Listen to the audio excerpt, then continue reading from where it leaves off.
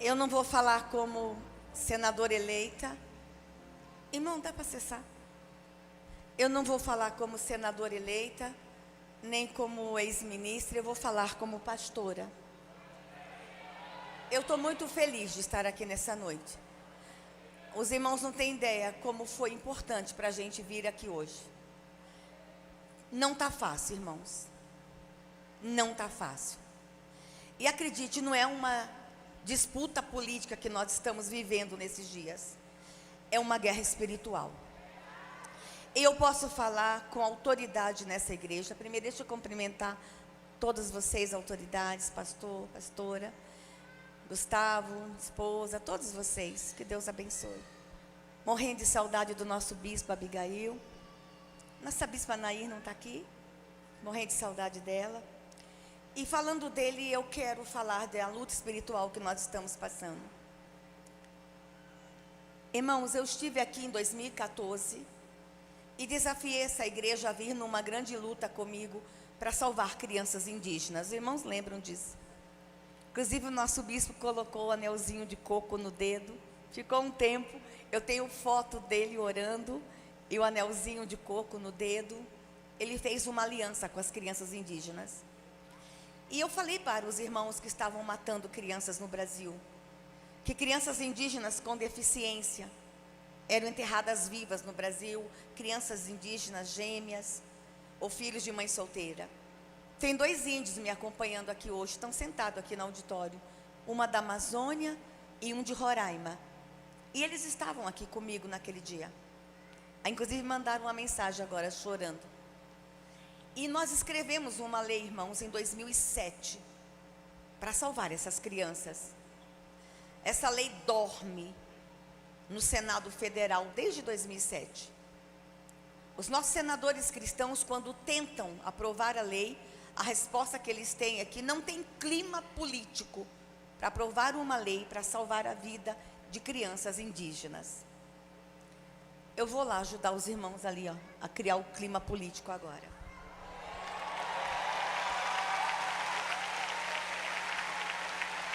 Ainda, crianças indígenas são assassinadas no Brasil em nome de uma cultura. E nós já fizemos tudo, irmãos. O presidente Bolsonaro, quando assumiu, ele disse: por onde nós vamos começar? Eu disse a ele: presidente, vamos começar pelas crianças. E nós começamos, irmãos. Nós já temos resultados incríveis para celebrar. Eu vou falar apenas um aqui. Quando Bolsonaro assumiu o Brasil, irmãos, e eu sei que hoje a gente teve uma conferência de criança. Essa é uma igreja que ama a criança. Essa é uma igreja que tem um trabalho incrível com criança. Quando Bolsonaro assumiu a presidência do Brasil, eram assassinadas 32 crianças e adolescentes por dia no Brasil. Esse relatório é da Unicef, irmãos. Esse relatório é verdadeiro. Em 3 anos e meio de trabalho, ontem foi fechado o relatório, o número de crianças e adolescentes assassinados no Brasil, eu vou repetir, irmãos, preste atenção no que eu vou falar. O número de crianças assassinadas no Brasil, em 3 anos e meio do governo Bolsonaro, caiu 53%.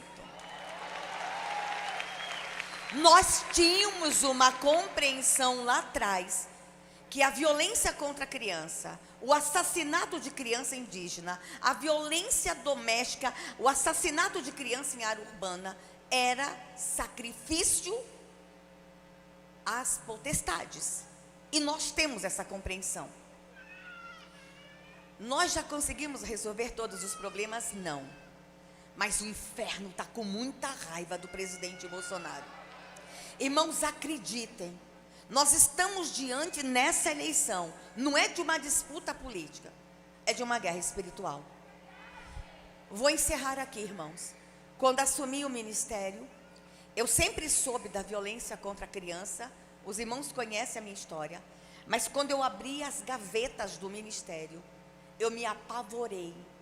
Estavam sendo escondidos de nós dados oficiais, que não falavam para a igreja. A gente pregava, a gente falava, mas a gente não tinha todos os dados na mão. Por exemplo, irmãos, Desaparece ainda no Brasil entre 9 e 11 mil crianças por ano. Meu Deus, para onde vão essas crianças? Irmãos, e o Bolsonaro, quando assumiu em 2019, ele deu uma ordem para a gente criar o maior programa de busca de crianças desaparecidas. Irmãos, foram 2 anos e meio para construir um protocolo para encontrar as crianças desaparecidas no Brasil. Por que não avança? Com toda a equipe de Bolsonaro se esforçando, porque é espiritual, irmãos. Aonde estão essas crianças?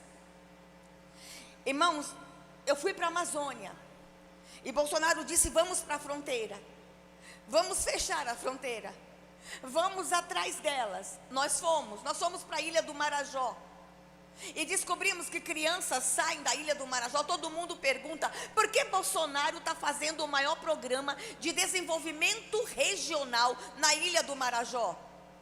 Porque ele tem uma compreensão espiritual que vocês não têm nem ideia. Fomos para a Ilha do Marajó e lá nós descobrimos que nossas crianças estavam sendo traficadas por lá. O Marajó faz fronteira com o mundo, Suriname, Guiânia. Eu vou contar uma coisa para vocês que agora eu posso falar. Nós temos imagens de crianças nossas brasileiras com 4 anos, 3 anos, que quando cruzam as fronteiras sequestradas, os seus dentinhos são arrancados para elas não morderem na hora do sexo oral. Essa nação que a gente ainda tem, irmãos. Nós descobrimos que essas crianças, elas comem comida pastosa para o intestino ficar livre para a hora do sexo anal. Bolsonaro disse: nós vamos atrás de todas elas. E o inferno se levantou contra esse homem. A guerra contra Bolsonaro, que a imprensa levantou, que o Supremo levantou, que o Congresso levantou, acreditem, não é uma guerra política, é uma guerra espiritual. E eu estou falando com a minha igreja, e eu tenho um manto constitucional para me expressar dentro da minha igreja. Tem coisas que eu não posso falar lá fora, mas aqui eu tenho a liberdade constitucional de manifestar a minha fé. Continuei abrindo as gavetas do ministério e descobri, irmãos, o horror. Eu descobri que nos últimos 7 anos no Brasil explodiu o estupro de recém-nascidos. Nós temos imagem lá no ministério, irmãos, de crianças de 8 dias sendo estupradas. Nós descobrimos que um vídeo de estupro de crianças custa entre 50 e 100 mil reais. Tem um crime organizado envolvido nisso. Tem sangue, tem morte, tem sacrifício. E Bolsonaro se levantou contra todas essas potestades. A gente agora, como igreja, a gente tem aqui uma decisão para tomar. A gente vai continuar esta luta e tirar essas crianças da mão de Moloque, ou nós vamos entregar essa nação? Irmãos, pelas crianças, Deus levantou um homem corajoso por elas. Eu não aguentava mais andar pelo Brasil e gritar. Não aguentava mais pedir: orem, orem. Alguém tenha que se levantar. E quem teve a coragem de se dispor e se levantar contra todos os ataques às crianças, a ideologia de gênero, o aborto, a pedofilia, o assassinato, a violência, foi um homem que era o improvável ser eleito presidente da República. Mas Deus tinha pressa. Deus não suportava mais o clamor das crianças. As crianças gritavam. Havia choro e gemido nas florestas. Havia grito nas cidades. Deus se levantou no trono e ouviu o grito das crianças no Brasil. Isso aqui não é discurso político. Isso aqui é fala de uma pastora que há 40 anos se arrasta pelo Brasil para pedir à igreja para salvar crianças. Bolsonaro teve a coragem. Irmãos, dia 22 de outubro, ou a gente sentencia todas as crianças no Brasil à morte, e a morte espiritual também, porque a ideologia de gênero é morte. A ideologia de gênero é sacrifício de criança, confundir criança, é assassinar crianças. Ou a gente se levanta, irmãos, como igreja. Ah, mas eu sou crente, religião não combina com política. Pastores, a guerra é outra, não é política, é espiritual. E Deus me traz na igreja Fama nessa noite. Celina disse que foi profético para ela, não foi, amiga. É profético para mim, porque eu sei que essa igreja é apaixonada por criança. Irmãos, pelas crianças. Eu sei o que eu estou falando, o que eu vi 30 anos nos bastidores do poder. Pelas crianças, irmãos, nós precisamos nos levantar. Vocês têm que sair daqui hoje, pegar o WhatsApp. Todo mundo tem um parente fora. Goiás já deu Goiás com certeza já deu e vai dar uma votação expressa ao presidente Bolsonaro. Mas o papel de vocês não se limita a Goiás. Fale com os parentes fora de Goiás.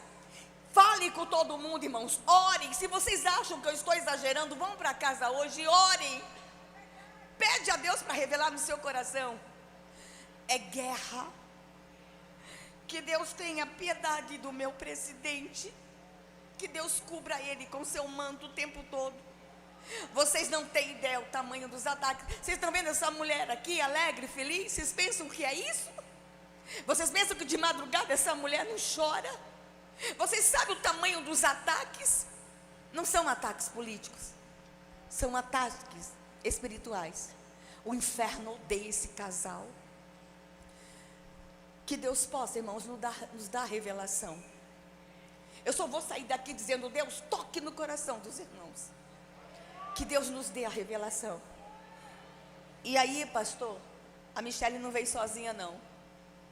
Eu vou vir com Michele e o presidente. E nessa igreja, eu vou olhar para vocês e vou dizer: perdeu o inferno. Perdeu. Que o Senhor Deus abençoe essa igreja.